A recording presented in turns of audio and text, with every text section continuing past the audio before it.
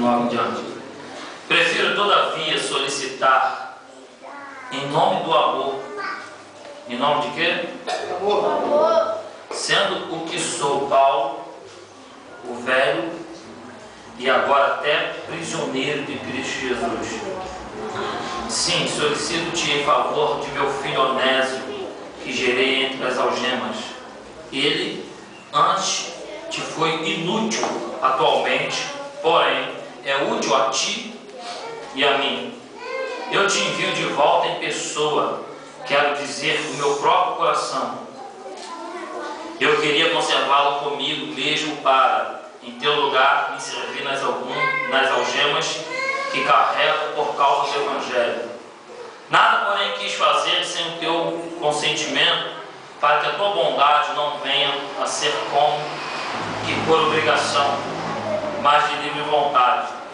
Pois acredito que ele veio a ser afastado de ti temporariamente, a fim de que o recebas para sempre. Não como escravo, antes, muito acima de escravo, como irmão caríssimo, especialmente de mim, e com maior razão de ti, quer na carne, quer no Senhor. Se, portanto, me consideras companheiro, recebe-o como se fosse a mim mesmo. Se algum dano te fez, ou se te deve alguma coisa, lança tudo em minha conta. Eu, Paulo, de próprio punho o escrevo. Eu pagarei, para não te alegar que também tu me deves até a ti mesmo. Sim, irmão, que eu receba de ti no Senhor este benefício. Reanima o coração em Cristo. Certo como estou da tua obediência, eu te escrevo sabendo que farás mais do que estou pedindo. Amém? Então, no seu assento, deixa eu compartilhar com você alguns minutos rápidos. Hoje é comemorado o Dia do Amigo. Tem 3 pessoas nessa história: Paulo, Filemon e Onésio. Onésio era um cidadão em que ele não tinha boa fama. Onésio tinha algumas dívidas. Talvez uma dessas dívidas foi que causou a sua prisão. Ele não estava preso por causa do Evangelho como Paulo. Talvez por conduta duvidosa que Onésio tinha, Onésio então foi parar na prisão. E o que acontece agora? Dentro da prisão, ele vai conhecer um homem chamado Paulo, que estava preso por causa do Evangelho.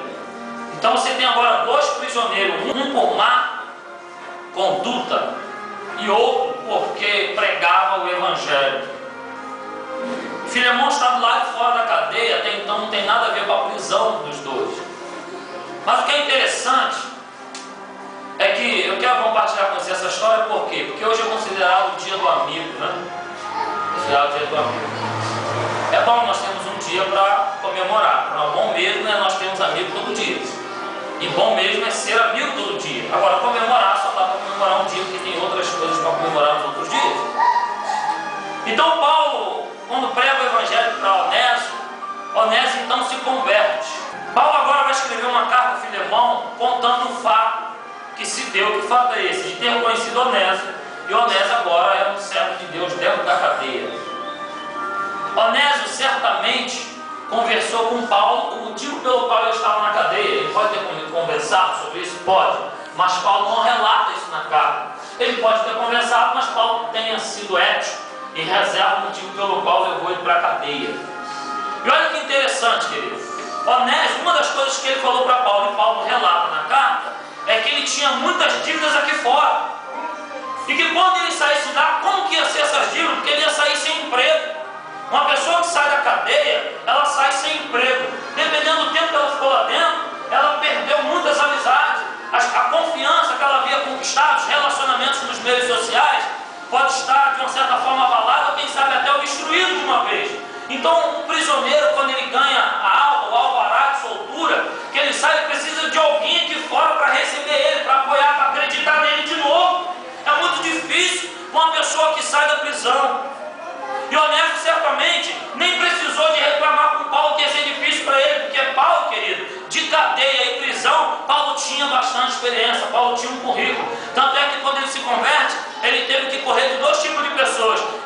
esconder do Império Romano, que não estava acreditando, achando que Paulo era agente duplo. Ele passou para o outro lado para poder nos entregar para eles. E a igreja não queria abrir as portas para Paulo, porque acreditava assim, ele está se escondendo atrás da Bíblia e ele não se converteu de verdade. Então Paulo, quando via alguém do exército romano, corria. Quando ele tentava entrar numa igreja, num templo, no meio dos religiosos, dos dogmáticos, dos santões, dos donos do céu, o que eles faziam com Paulo? Fechava a porta. Aí você vai ler a história que Deus pega Paulo, leva ele lá para o deserto, fica lá 3 anos e alguns dias, sozinho com Deus, porque ninguém abriu as portas para Paulo. Então, de cadeia, preconceito, de ser crucificado, receber pedrada, calúnia, Paulo entendia bastante. Aleluia!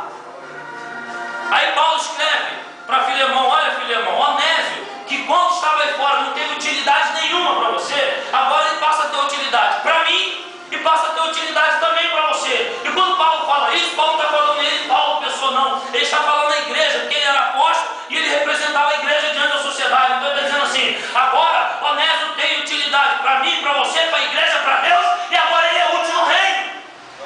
Paulo fala assim: Filemão, quando você receber aí, recebe como se fosse eu. Isso é amizade. Ó, o Nelson está indo aí, recebe como se fosse eu. Dá ele o tratamento melhor, se for possível, que você me dá. E faz o seguinte, olha o que ele escreve na carta. Se o Wanderson tem alguma conta aí fora aí, não foi isso que nós lemos? Coloca no meu nome. Eu estou falando de um que falou assim: olha, eu já não vos chamo de servo, porque o servo não sabe nada sobre o seu senhor. Eu vos chamo de amigo, porque o amigo sabe tudo um do outro. Quem disse isso foi Jesus, o único amigo que você tem. Não abandona ele. Aleluia! Porque até eu vou falhar com você um dia. Eu vou errar com você um dia. Eu sou passivo de rebaixar se eu errar mais do que com vocês, do que vocês errarem comigo. É possível que eu erre com vocês um dia, mas eu nunca errei com alguém que algum dia. Claro que já errei. E Paulo fala assim: olha, deixa eu anotar aqui, quanto é que ele deve aí fora aí? Deve X, coloca na minha conta, quando eu sair daqui eu pago, não cobra nada ao mês a partir de hoje. Quantos amigos assim vocês têm lá fora? Quem tem um amigo assim lá fora, levanta a mão. Quem tem pelo menos um assim lá fora? Não é melhor ficar com Jesus? É melhor. Ah, pastor, o que Jesus pagou? Vai ler a Bíblia. Foi pago um alto preço, ele pagou tudo.